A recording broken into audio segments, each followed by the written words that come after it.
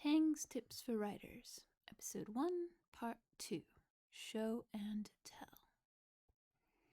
Hello Watchers, my research group was very keen on the idea of this format, so I will once again be scrolling through the script for this video as I read. Whether you prefer to listen, to read, or to have both, I've got you covered. This is Part 2, but Part 1 is mostly just an introduction to the concept of showing versus telling, or as I defined it, immersion versus exposition. It's a short video, but not entirely essential, so feel free to skip it. This video is going to be a long one, because there are a lot of nuanced elements I want to go over with you, so let's get right into it. You've probably heard the term bloated purple prose, or simply purple prose, which I mentioned not earlier in this video, but in part 1. Sorry for the script error. For those not familiar with the term, it generally refers to excessively flowery language or an excess of showing. I wrote the following paragraph as an opener for a story and as an example of showing and telling both gone wrong in a purplish way. The orange-red sun rose above the endless blue-on-blue horizon. Sena squinted against that blinding first ray of golden light. A chill, salty breeze swept across the massive three-mast galleon's wooden deck. But stout young Sena was not bothered by the sea's chilly kiss. She had been born in the far north, in the mountainous chain of islands called the Pearls of the North Sea. There, winter cloaked the rocky, icy land throughout the year, save for a brief blossom of a lukewarm, rainy season that called itself summer. So, on the positive, this is a very vivid passage visually, but it's also very busy. Bloated is a particularly apt term in this case, as nearly every noun has one or more adjectives. This density of description can easily overload your reader's brain as they attempt to picture everything at once. You might have felt that a little yourself while reading or listening to the passage. Vivid as it is, it lacks focus on essential elements and is diluted by an excess of unnecessary information. So let's break it down one sentence at a time. The orange-red sun rose above the endless blue-on-blue horizon. This line is an excellent example of the confusion I mentioned earlier in part 1. I am telling you the sun's color and that it rose about an endless horizon. I am showing you in that I am using visual elements to spark your imagination. Personally, I do not like this line very much. Repetitious pattern structure is a pet peeve of mine. The orange-red sun, the endless blue-on-blue horizon. Separately, these are fine, but crammed into one sentence, one after the other, it feels simplistic to me, like a child's finger painting. However, I do want to point out, I shared this passage with my fellow writers on Worldsmyths, and several of them really liked it as is. Some people I showed this to really liked this line in particular.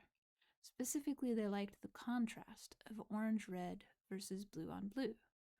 It created a very vivid mental image for them of a sunrise over water. So for them, it was a pleasantly immersive sentence that established a few broad brushstrokes of the background right off the bat. So who's right? Well, both and neither would be my answer. Now, listen up, because I cannot emphasize this enough, and I will emphasize it again in the future. Literature is an art, and to a certain degree, all art is subjective. My rule of thumb is, do I like it? If I like it, odds are there are other people who will too. If you're not self-publishing, you also need to ask, do my publishers like it? Got it? Good. Circling back to the topic of improving, another important question is, how do you think it could be better? Not just, could it be better? I want you to assume that it can be and look for how, and I have a very good reason for this.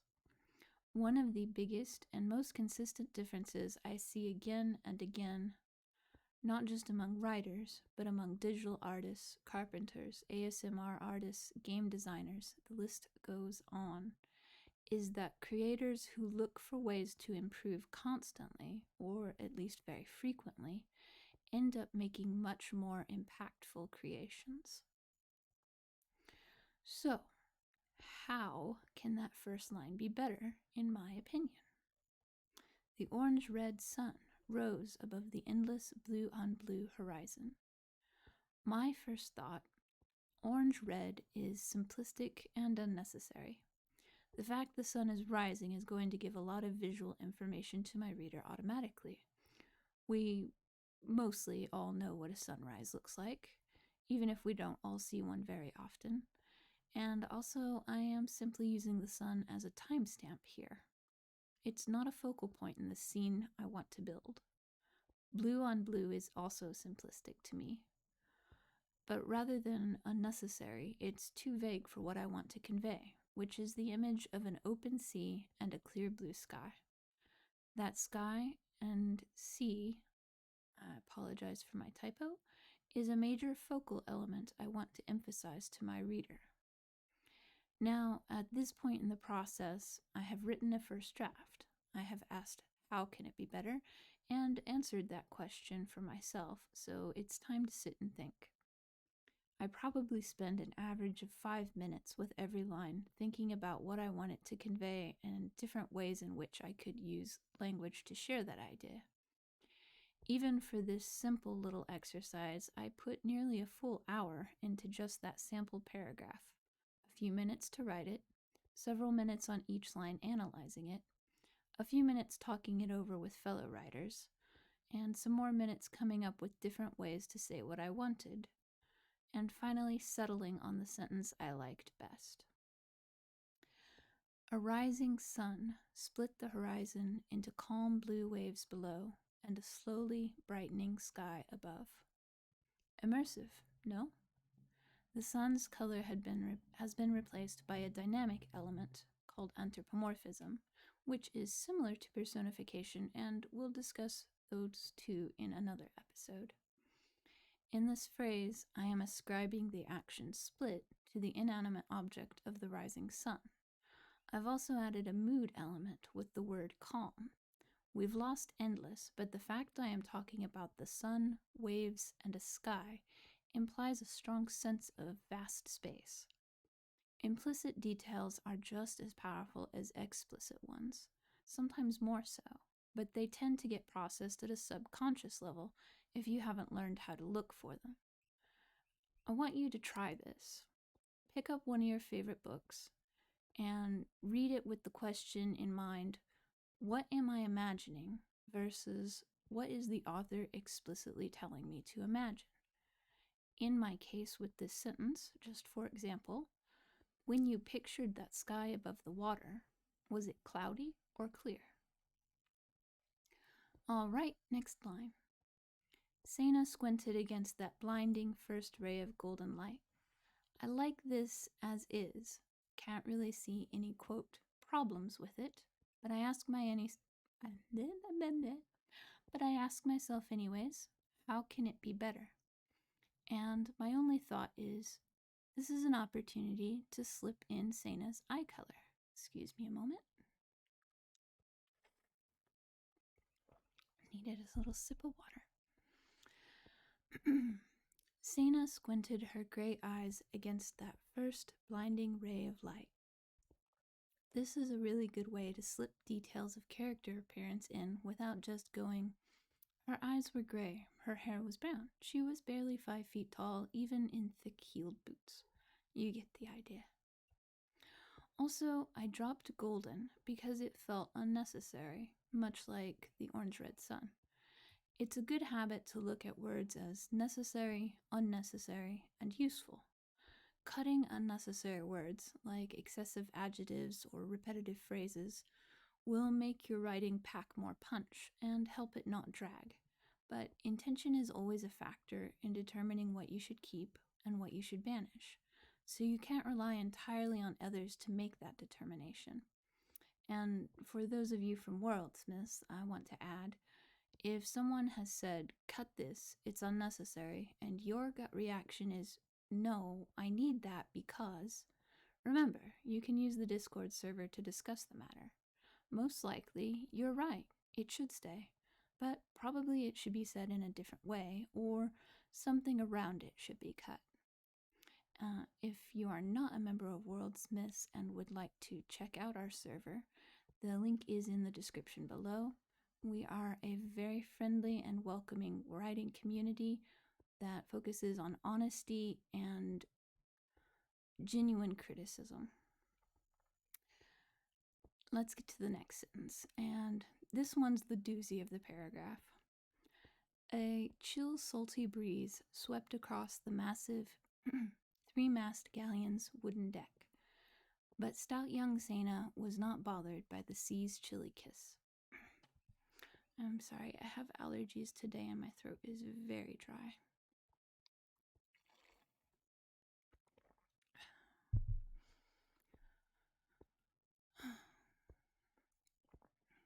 Someday I will learn to edit and cut.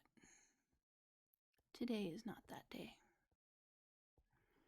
So I've already mentioned one issue, which is excessive adjectives. In this case, we have chill, salty breeze on top of massive three-mast galleon's wooden deck, on top of stout young Sena, and finally the sea's chilly kiss. Individually, there is nothing particularly wrong with any of these other than perhaps wooden deck. That's generally a given in a fantasy setting. The real issue is all of these things crowded into one sentence. Now, you could write more sentences and break this long sentence up a little, but recall what I said a moment ago about intention, necessity, and packing more punch. If you write all those new sentences, you're going to add more words by necessity. But will that really add to the story? Generally speaking, no. At best, you're going to dilute your work, and at worst, you're going to make it tedious. So, what's the focus here? What's important? What do I need to keep? Number 1, Sena. Sena is the main character. Number 2, the ship, because that's a big part of the scenery that hasn't been introduced yet.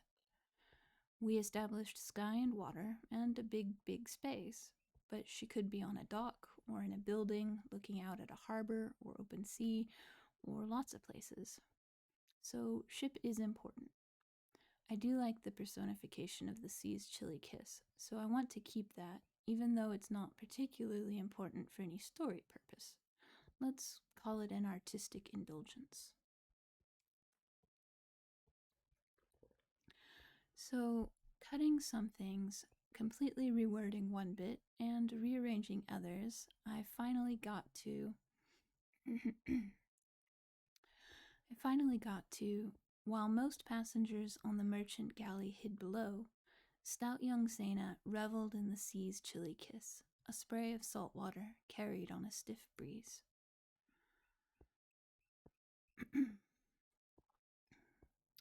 Still a whopper of a sentence, and I could cut the part after kiss, but I felt like the personification might be a little vague and confusing for some readers, so I added a contextual hint to make it obvious. Alternatively, I could cut the sea's chilly kiss and replace it with something else to indicate it's cold and she's on a body of salt water. Generally speaking, it's a good idea to cut something that feels too vague or easily misunderstood, but there's just something I like about that phrase, and I want to keep it. That first revised phrase, intention, was key for me coming up with this new way of describing the ship.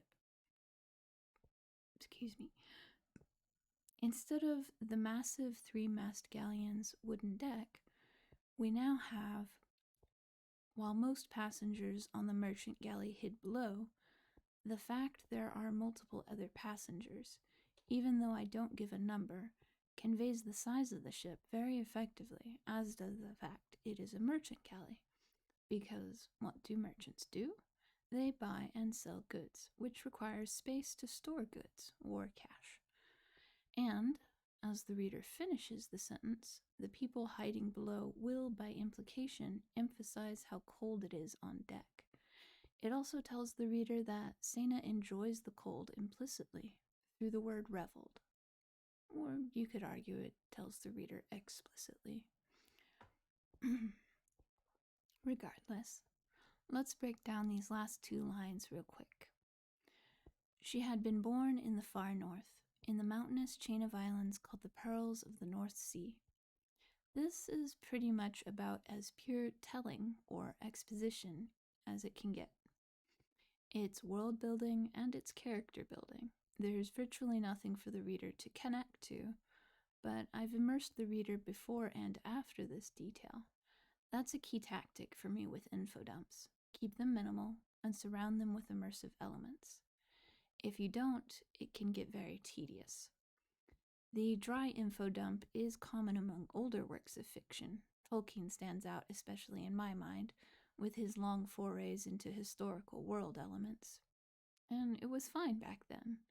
But styles change to reflect changing tastes, and most readers today don't want a history lesson, at least not right in the opening.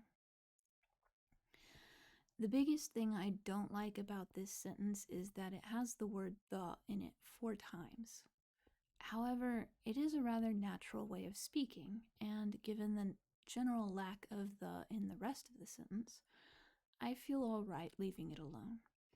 I will, however, be making a video exclusively about eliminating excessive use of the from your writing. Last sentence. There, winter cloaked the rocky, icy land throughout the year, save for a brief blossom of a lukewarm, rainy season that called itself summer. Rocky, icy land nags at my ear immediately, and the before it can be easily replaced with a. I am going to drop the metaphor of brief blossom because it doesn't really grab me like the sea's kiss did. I am also going to cut lukewarm as an unnecessary adjective that doesn't really add much. Final version. There, winter cloaked a rocky land with ice throughout the year, save for a brief rainy season that called itself summer.